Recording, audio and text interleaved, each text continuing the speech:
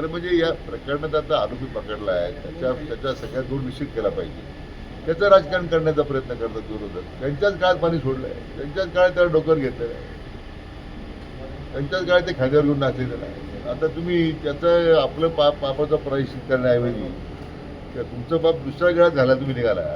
मला वाटतं मला कीव येते संजय राऊत या लोकांची. त्यांनी वास्तविक हा एक सामाजिक प्रश्न होता, सामाजिक द्रोह झालेला आहे या माणसाकडून. धर्माच्या नावाखाली लोकांची लूट झालेली आहे, लोकांचे शोषण झाले, लूट म्हणण्यापैकी शोषण झालेलं आहे, विशेष करून महिला असतील. तर म्हणजे आता एकत्र येऊन आता या संदर्भामध्ये त्यांच्याकडे काही पुरावे असतील संजय राऊत यांच्याकडे, आता या त्यांनी एवढं पाणी सोडलंच आहे, अजून काय काय त्यांनी सोडलं होतं माहिती आहे, पण ते पुरावे द्यावे त्यांनी पोलीस खात्याला. रुपाली चाकणकर यांनी अखेर राजीनामा दिलाय. खूप उशीर झालाय असं वाटतं का राजीनामा द्यायला, इतके फोटो इतके सगळं समोर आल्यानंतर? तर म्हणजे आता मी त्याच्यावर भाष्य करणं काही उचित नाही, पण तरी मला वाटतं की त्यांनी दिलेल्या राजीनाम्याचं मी स्वागत करतो. खरं यापूर्वीच तो द्यायला पाहिजे होता, पण ठीक आहे. तरी आता संशयाचं वातावरण त्यांच्या भोवती निर्माण झालं आहे. चौकशी होईल, चौकशांती काय निष्पन्न होईल, परंतु त्यांच्या त्यांनी जो राजीनामा दिला तो योग्यच होता. अनेक राजकीय नेत्यांचे फोटो देखील आता सोशल माध्यमात व्हायरल होतात, त्यात तुमचा देखील फोटो येतोय. नेमकं काय तुमचा काय संबंध आहे का? असं की माननीय एकनाथराव शिंदे साहेब मुख्यमंत्री असताना तेव्हा ते शिर्डीमध्ये आले. शिर्डीत आल्यानंतर स्वाभाविक मी पालकमंत्री मतदारसंघाचा आमदार त्यांचं स्वागत केलं.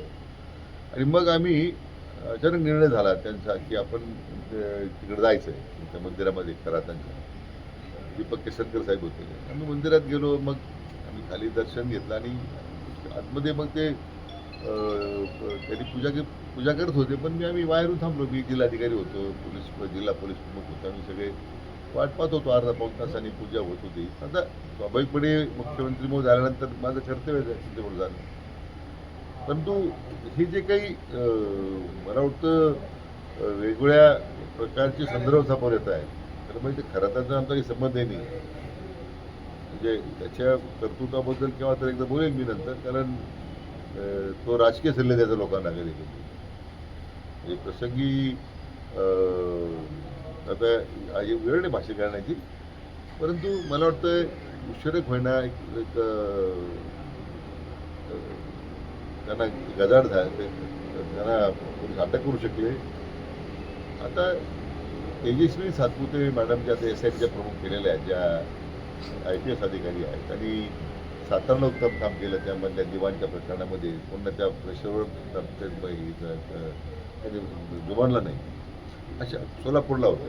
एक अतिशय कर्तव्यदक्ष अधिकारी आहेत. मला वाटतं त्यांना माझी या निमित्तानं आव्हान आहे की निष्पक्षपाती चौकशी करताना मग विनाकारण निरपराध महिलांचा सुद्धा आता त्यांनी काय त्यांचा अज्ञानाचा फायदा घेऊन काय केला असेल, परंतु मुख्य आरोपी त्याच्यावर कारवाई होण्याची गरज आहे. त्याच्यावर आता कारवाई सरकारने सुरू केली आहे. पहिल्यांदा गुन्हा शिर्डीत नोंदला गेला आणि तो तिथं मग चक्र फिरायला लागली. नंतर मग स्वतः पोलीस महासंचालकांनी मग त्याच्यामध्ये लक्ष घातलं. मला माननीय मुख्यमंत्र्यांना धन्यवाद द्यायचे की तात्काळ त्यांनी लॉकआउट नोटीस इश्यू केल्यामुळे आरोपीला पळून जाता आलं नाही. एक आरोपी परदेशात जायच्या तयारीत होता, परंतु तातडीनं माननीय मुख्यमंत्री निर्देशाप्रमाणे लॉकआउट नोटीस दिली गेली आणि तेव्हा आरोपीला अटक करता आलं. आणि म्हणून जी काही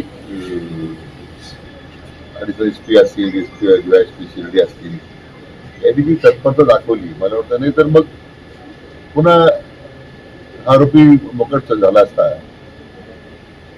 म्हणून मला वाटतं खरं हे आता नाशिकमध्ये एवढं घटना घडत असताना नाशिकच्या LCBचं काय काम होतं, नाशिकच्या क्राईम ब्रँचची काय जबाबदारी होती, म्हणजे हे सुद्धा खरं म्हणजे पाहण्याची आवश्यकता आहे. ठीक आहे, इकडे गुन्हा दाखल झाला, सगळी पुरावे शिर्डीत उपलब्ध झाले, त्याच्यावर तुम्ही कारवाई करता.